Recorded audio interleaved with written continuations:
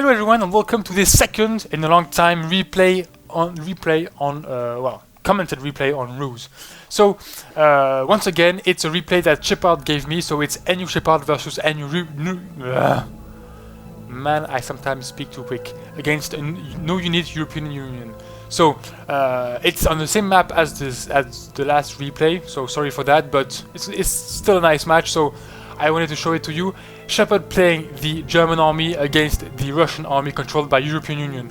We've got quite the same start as the previous replay, with 2 depots, 1 airfield and another depot.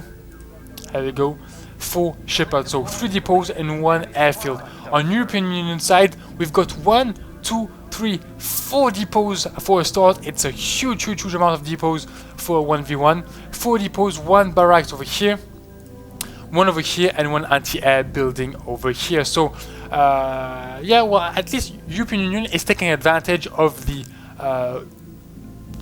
very low aggressivity of Shepard's build here. 3 depots plus 1 airfield is, well, can do very little damage against buildings, especially if there's no bomber or air recon. He's gonna develop them, he's gonna research them, and so for now European Union is quite safe in his base with his 4 depots.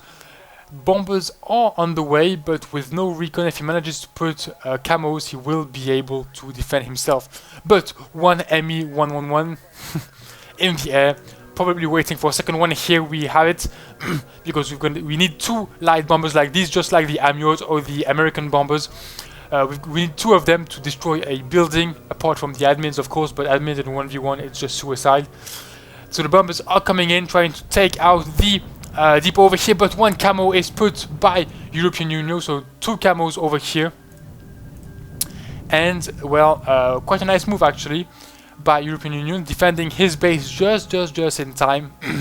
And the bombers are going away without having launched a single bomb and killed anything. So for now, it's quite a smooth start, no real battle between the 2 players. We've got 22, well, how long? Maybe 3 minutes into the game and still 0-2-0. So it's quite a slow start for a 1v1 game.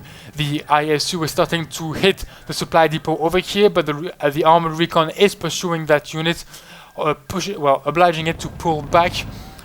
Anti-air armored recons are the main forces of the Russian player. The ground recons will be able to push back the infantry. Still no kill in this game, and the Stukas will probably do the first kills. 2 Stukas coming in and taking out 1 and 2 ground recons.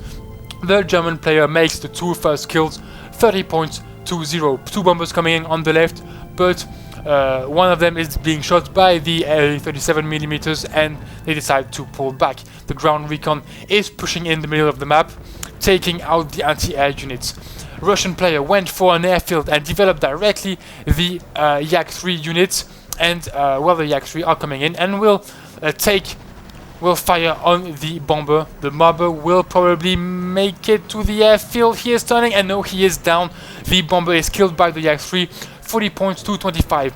In response, we've got the German player building an artillery and anti-air base to probably shell the enemy position and or build anti-air against those Yak-3s, which is probably a good solution. Yeah, the best defense against anti-air is ground, and against air units is ground anti-air plus air forces. Basic air forces. Yak-3 taking an Messerschmitt as target. The Messerschmitt is going down, but the Yak-3 is being shot by another Messerschmitt, and the Yak-3, the first Messerschmitt will be avenged by a second one, if you still follow. Stukas coming in, killing once more 2 recon units, and the German player taking a nice advantage right now. 100 points to 50. We've got light infantry attacking light infantry over here. And well, the Russian player are still on 4 depots against only 3 for the Germans. So economic advantage for the Russian player. We've got 1 little truck here. Where is he going? Going for a depot over here So if this depot is survives long enough, it's going to be a very nice advantage for the Russian player, who goes for a heavy economic build and quite aggressive. Here's the player taking control of the middle of the map and trying to push into the German base. But for now, it hasn't really paid off as of yet. 100 points to 55. Still the German advantage. Howitzers have been recruited to shell the enemy position, shell the anti-air, shell the light vehicles, shell the base. So for now, it's quite a balanced game, even if I would like to give an advantage to the Russian player with his big economic advantage, but he is losing a supply dump on the right side. A nice combination of one bomber and two Stukas take out the depot. There is no way he had time to reinforce himself. That's quite a big loss for the Russian player. So still, of course, on 4 depots, but lost quite a bit of money over here. Russian player charging in the middle with heavy infantry, Gvardia. Only light infantry and artillery units are in position to stop these units who are coming sorry, in the German base and are targeting the depot. The depot is down. Very big loss for the German player, who is now on 2 depots against 1, 2, 3, 4, and probably a 5th coming up. Yeah, here we go, a 5th depot coming up. 2 depots against 5. The German player is in a very dire situation, economically speaking. He is still in front, still got 34 points ahead of his opponents, but with a 3 depot disadvantage, it's going to be pretty hard to hold in this game. Grenadiers coming in to defend against those Gvardias coming in, destroying those anti-air units. With no anti-air left, the Russian player could just charge in with his Yak-3s and kill the German air force. Unfortunately, anti-air units have been recruited once more and will be able to defend the base against those Yak-3s. What have we got? We've got 1 Messerschmitt, 2 Stukas, 2 bombers. Yeah, with all those Yaks, he could totally slaughter this air force, but they are defending themselves and are positioning themselves behind the anti-air. So for now, it's quite a good defense by the German player. Anti-air over here, artillery over here, pushing by the infantry. Armored and mobile anti-air recruited by the Russian player, the ZSU-37, will be able to push back a bit of the German air force. One Stuka is down, another one kills a ZSU, and he gets out of the fight just before he goes down. And he goes to get repaired on the airfield. Back in the middle of the map, we've got assault guns coming in. We've got the anti-air still over here, and the Gvardias being pushed back, this time by the Storm Grenadiers, the German heavy infantry. Yak-3 is killing all the artillery in the middle over here. 340 points against 296. Still advantage for the German player, regardless of his losses and of his economic disadvantage. He manages to defend quite efficiently and still maintain his lead in terms of points.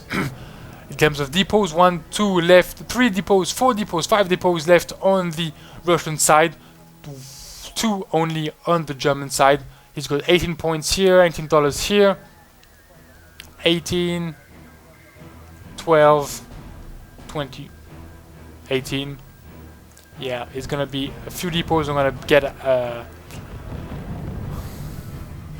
those depots are gonna be out of supply pretty soon. 34 points advantage for the German player. The problem here is that the Russian player is just charging in with infantry. It's not really useful right now. They are getting pushed back by the air force, by the German infantry, and now by the Panzer IIIs. The German player has built an armor base and is recruiting Panzer IIIs, which is really good. They are, of course, light tanks, not really survivable, but against ZSU, against EISU, against infantry, and against anti-air, they are the perfect units in this game. They're only, well, for now, there is nothing that can stop them. European Union managing to come to come back in front of Shepard in this game. He kills a few units, but unfortunately loses another airplane and is once more behind Shepard. 400 points to 381. 2, 1. Oh man, 1 depot. 1 depot left for the Russian player, no depots for the German player, and one vehicle over here sent over there. So that will be 2 depots against no depot. The Russian player has 10 minutes in front of him. He's got a huge economic advantage, and if he's got 10 minutes to asphyxiate and kill his enemy. If he plays well, he should be able to do it. For now, it seems he's just sending units a bit to get killed, which is too bad, I have to say. One yak may be killed over here. No, for now it seems. Oh, one will go down probably. And here he goes. Sorry, he goes down. So yeah, at this point, he's got nearly 2 depots. A nice variety of buildings. He's got a nice combination of units. Anti-tank will come in to stop. Here we go. We've got Su-85, the perfect counter against the Panzer IIIs. Well, unless the Panzer IIIs manage to outrun them, but and this map is pretty hard. Just block those 2 areas and over here, and nothing can pass. So the Russian player has 2 possibilities: either take advantage of his economic advantage. Ooh, the truck has been killed just before it arrives on the depot, so that's 40 points lost by the Russian player. 510 against 417, 16, sorry. And the Russian player is 100 points behind the German player. Yes, he's still got another depot, but he is in a pretty bad shape in terms of points. He's got 9 minutes to come back in the game.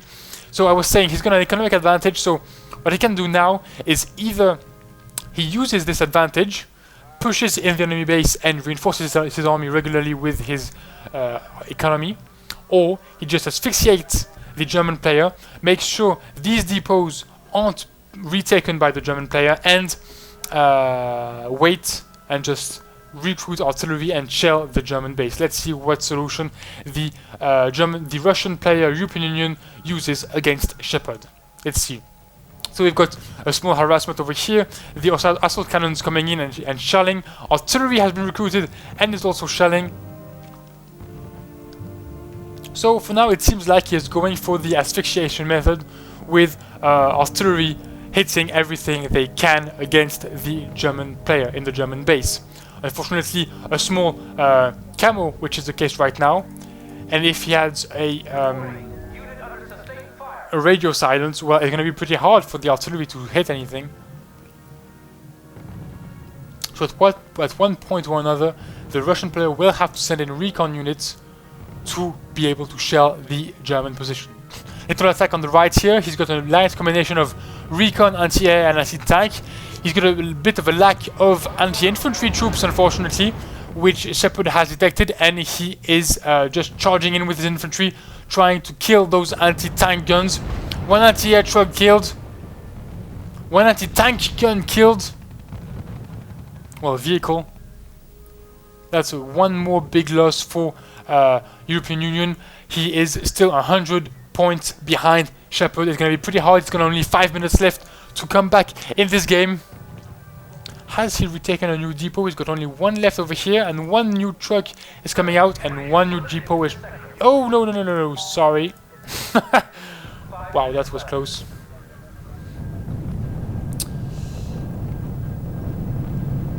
One big attack with the airplanes, but the airplanes get killed by these this mass 6 flags over here, and 2 bombers are coming in on the left and manage to kill 1 anti-tank base. Once more, it's a big blow for the Russian player, but 1 bomber and the 2 bombers are killed.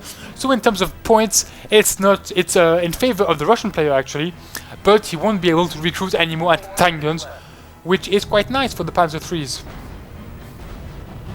And the Panzer IIIs that are counter-attacking. One of them is killed by infantry, pretty bad here. And another here stunned by anti-tank guns. Panzer III killed. Another one will probably get killed by the Su-85. Here we go. Only 1 Panzer III left over here. Recon units are over here. Only 44 points behind Shepard. European Union may make it in this game. He's got 3 minutes to react. He's got 2 depots. Will he be able to push into the enemy base? He's got infantry coming in over here in the city. He's got to play it smartly Sending infantry probably won't be good enough. One Stuka, two Stukas can stop them pretty easily. It's just points given to the enemy.